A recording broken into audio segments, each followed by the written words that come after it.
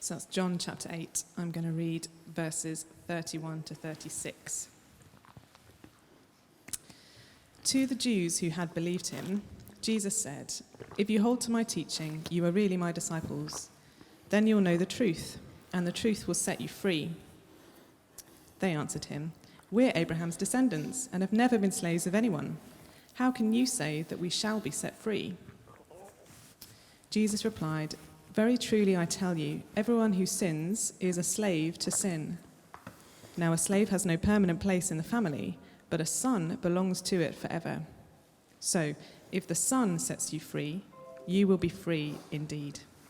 Great, thanks, Helen. And do keep the blue Bibles open at that passage. And do, if it's helpful, keep that sheet next to you so you can just see where we're heading as we think about this topic of freedom.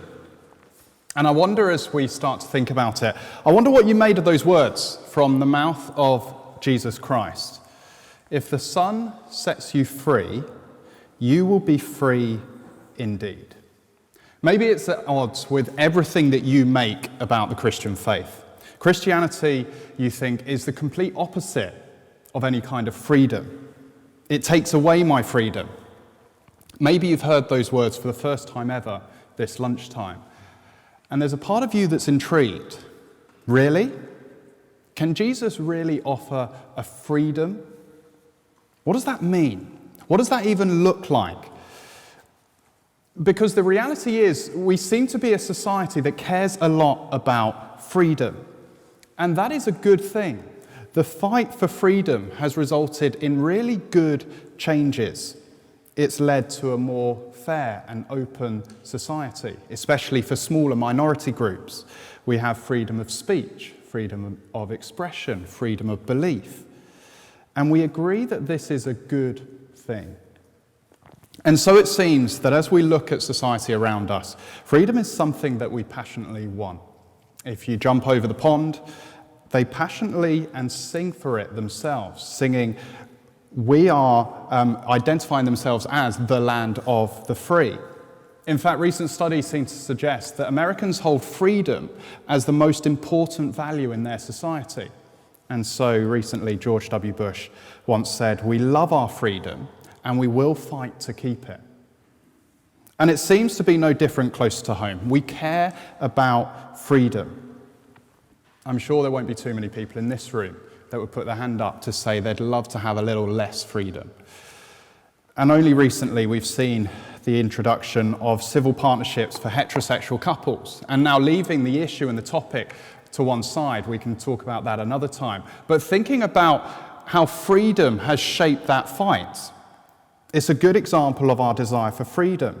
The argument being that if same-sex couples are allowed to have the choice between getting married and having a civil partnership, then surely it's only right, surely it's only fair that heterosexual couples have that choice as well. I should be free to have that choice if you do, we might say.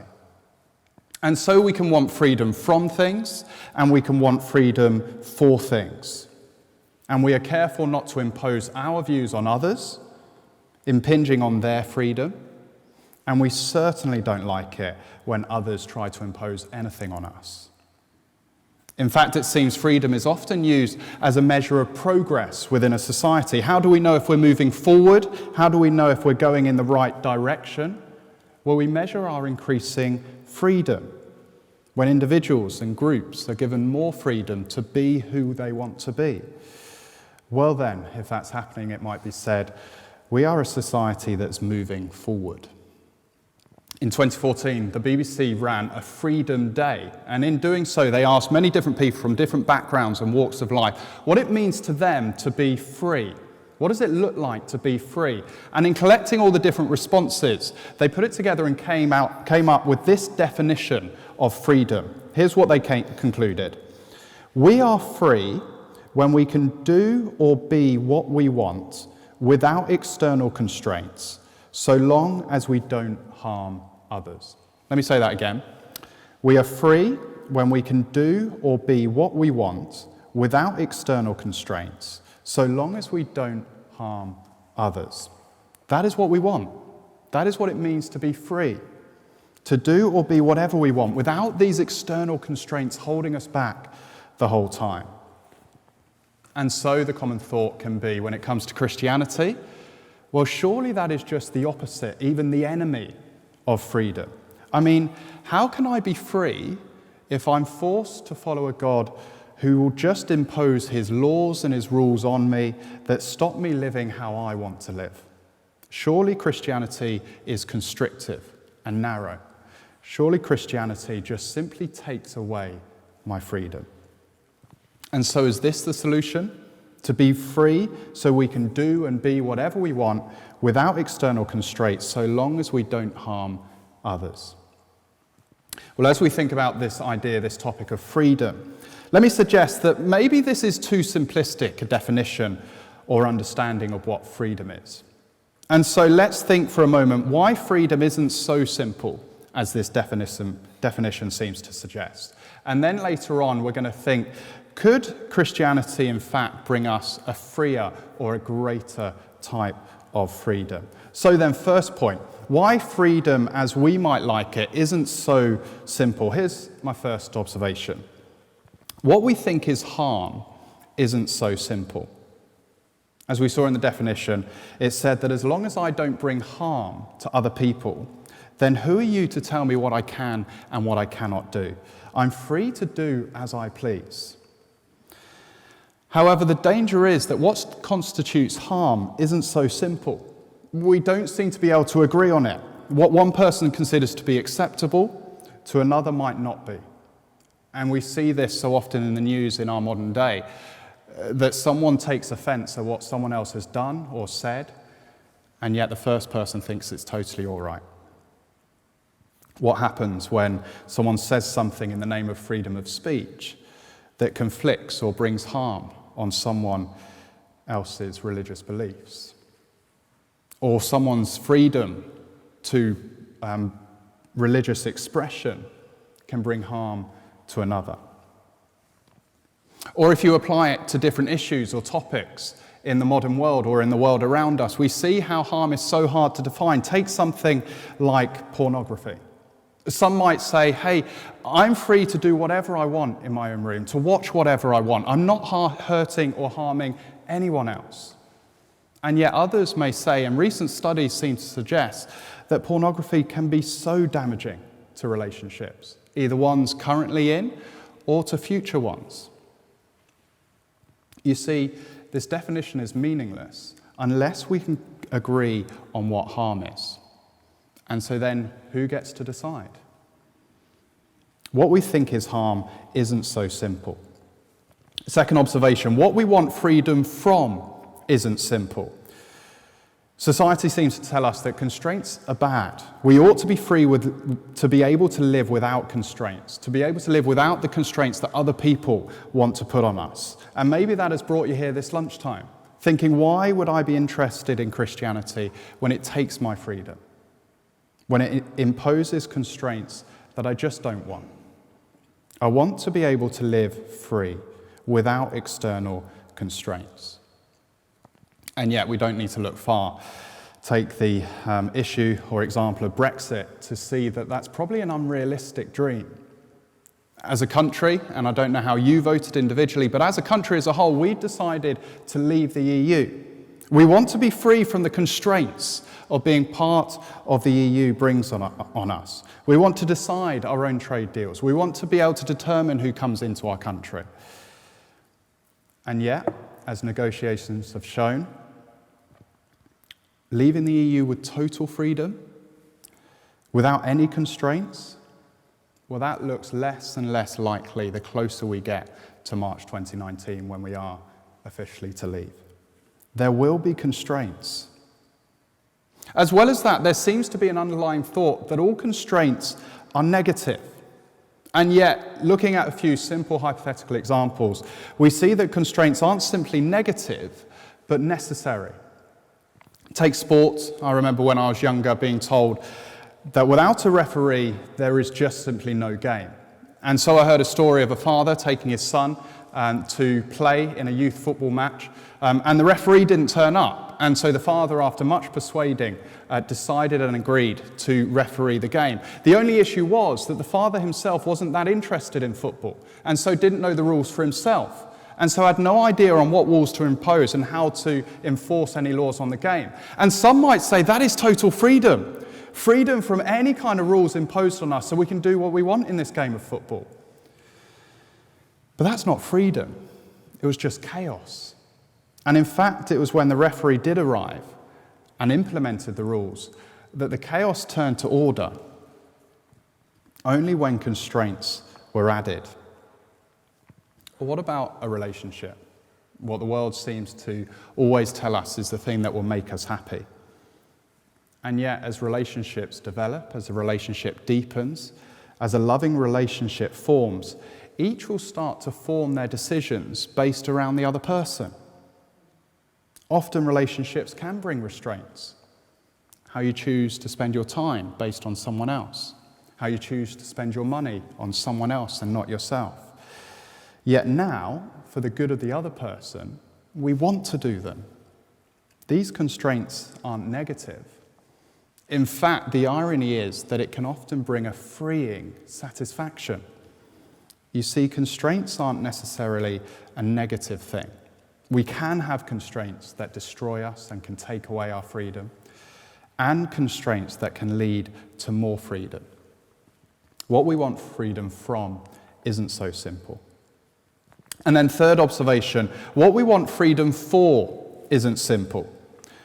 You see, the reality as human beings is that we tend to not want one thing. And so what happens when our wants, our desires, actually end up conflicting with one another? And not even with the desires of another person, but our own desires, our own different desires conflicting with each other. Simply a freedom, a desire to eat whatever I want, conflicting with a want, a desire to live a healthy life for as long as possible. Or a desire, a dream in the future for financial security, a house with no mortgage, surrounded by a loving family. And we all know we'll have to give up on certain freedoms to get them. Life now might look so different. Long days in the office, evenings sacrificed, time with friends and family restricted. We need to accept our limits on certain things. It's impossible to have freedom in all areas. Also, to describe freedom as being able to get whatever we want can be far too simplistic. It can even, for some people, potentially be damaging. For example, based on this definition, my freedom to want whatever I want, what does freedom look like for an alcoholic? To be given whatever he wants? To be allowed to consume whatever he wants, whenever he wants, if that's what he wants, as long as he doesn't harm anyone? Or what about the person who believes that their own self-worth is based upon the need to constantly prove themselves? What is freedom for them to choose to do that? To allow them to go from exam to career, to keep trying to climb the never-ending ladder to self-worth? Is that freedom? Or is it in fact something quite the opposite? What do you do if the thing that someone wants, their desires, the freedom that they're after, is exactly the kind of thing that is pulling them apart? What we want freedom for isn't simple. And so that leaves us with a number of questions. If freedom is to be shaped by our desires, which of our desires are actually freeing desires? And if constraints aren't necessarily bad, well, which of the constraints are good, freeing constraints? And so let's come on to this second point, as then we consider, could Jesus offer a freer kind of freedom? And I wonder what your reaction is as soon as I mention the name Jesus. And often I've found with friends and with family myself that Jesus is rejected before people have even given him a chance. And by looking into his life, what he did, what he said, it can be said that he embodies a very modern kind of freedom. A freedom that so often we can actually desire. And let me challenge you to check out the life of Jesus. Check it out for yourself, to see for yourself. You see, Jesus was never ruled by the people around him. He feared nobody, was bullied by nobody. He couldn't care less what other people thought was normal or acceptable. He couldn't be bought or bribed. He always did what he thought was right with absolute consistency. That is how he led so many people. You see, the Jesus of the Bible is a man who is profoundly free. Free, let me suggest, in a way that we would love to be. And Jesus offers that freedom to us. Do you remember the words that we heard at the beginning? You have them on your sheet. If the Son sets you free, you will be free indeed. Here Jesus is speaking to a Jewish audience, a Jewish crowd, who believe that they are free by right, by being children or descendants of Abraham. And so they aren't interested in Jesus and what he has to say. And in fact, they take offense at being told that they are, in fact, slaves needing to be set free. You see, the Jewish people in front of Jesus were relying on different things for their freedom: ancestry, national privilege, tradition, a legalistic obedience to a law or a moral code. But Jesus says, no, these things cannot bring freedom. In fact, it's quite the opposite.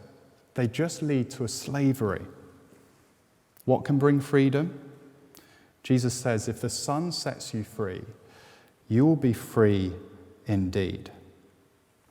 You see, first, Jesus says, freedom is found in relationship. It is the Son who can set us free. Do you remember our definition from the BBC a few moments ago? We are free when we can do or be whatever we want without external constraints, so long as we don't harm others. Where do relationships come into that? Where do others fit in? Well, at best, it seems to be just a concession that we do our best not to harm. At worst, it's a problem that enforces constraints on us, stopping us from doing or being what we want. And yet, Jesus says that freedom is found not despite relationships, where we try to avoid harming other people, no, but through them. You see, the claim of the Christian faith is that we have been created by a loving God, a God who longs to be in relationship with every single person, a God who, in creating us, who as our designer, knows what is best for us. And that's not just giving us whatever we want, allowing us to think that we know best. No, by telling us how to live. And so any constraints he may place on us are for our good and for the good of others around us. Not to curb our freedom, but to enable us to be the people he has created us to be. Enable us to be truly human. And we see this in the way that he calls us to live. Let me give you an example of that worked out. Take forgiveness. God calls Christians to forgive someone who wrongs you. You could call it a constraint, I guess. But he doesn't call us to do that just simply so that we could be a walkover to other people. No, he does it for our good. Because without forgiveness, all that happens is I harbour a bitterness against someone else. I can't believe that they would go and do that against me. And so I can hold it against them. And so every time I see them, it just reminds me of them, be it a colleague at work or a spouse at home. And yet bitterness is a terrible slavery, a horrible place to be in. And peace and reconciliation through forgiveness, well, it's a wonderful freedom. So whilst our world says freedom just simply involves avoiding harm to others, Jesus says relationship is right at the heart. Secondly, there's a freedom from. The world says freedom is found in being free from external constraints. However, our Creator God knows where to put the boundaries for our good, for the good of those around us. And yet, what have we done in response? Well, the Bible says that we say to God, I don't want anything to do with you. or with your rules or constraints. And so we think freedom is being away from God, to be free from God rather than with him. But realize the reality is we cannot be free, not totally free. We're all shaped and mastered by our backgrounds, our habits, our longings, our loves, even our regrets, our fears. And so as a result, we all end up living for something, looking for that thing that will bring us the satisfaction that we're after. Career, family, job security for the future, financial security for the future. And so if we're not living for a God who has created us, we're living for a different master, something else that has control over us. And maybe as you sit there and as you hear that, you think, no, that's not me. I'm free. I'm not bound. I'm not mastered by anything else, no one or no thing. And very quickly, the danger is that the freedom that we crave, well, it's that freedom that becomes our master. We live for that as our God, if you like. Because I crave freedom, then I'm going to live my life uncommitted to anything to ensure that nothing has a hold over me. Do you see how destructive that could be? Imagine it in a relationship, free from any kind of commitment. Not living to please the other, not doing the things that you know will bring pleasure to the other, but living with your freedom in mind. Very soon, I'm sure, there'll be no relationship. And yet, the Son used his freedom to live the life we couldn't live. And then he gave up his freedom to die the death we all deserve. Nailed to a cross, quite literally losing his freedom so that the Son could set us free. So whilst we could never live without constraints, Jesus gives us a freedom from the things that can have a power over us, a bind over us. Freedom from the guilt of past failings. Freedom from the fear of what the future may or may not hold. Freedom from a constant worry of what others think of us or make of us. Freedom from having to live up to the expectations of what others enforce on you. But it's not just a freedom from, but finally it's a freedom for. What does this freedom set us up for? It's a freedom to live as Jesus lived. A freedom to live the lives as our Creator has created us to do. Freedom to be who we've been created to be. A freedom that enjoys a satisfaction and fulfillment. Not with no constraints, no, that wouldn't be possible. But with constraints that will allow us to flourish in relationship with the God who made us, in relationship with those around us. Now that, I put to you, is an attractive, freer type of freedom. And so, as Helen comes up to wrap up our time this lunchtime, let me finish with these challenges at the bottom of your sheet. I wonder, will you take that kind of freedom? Or if you're still not sure, still looking into it, what is it that's stopping you from accepting this freedom? Helen.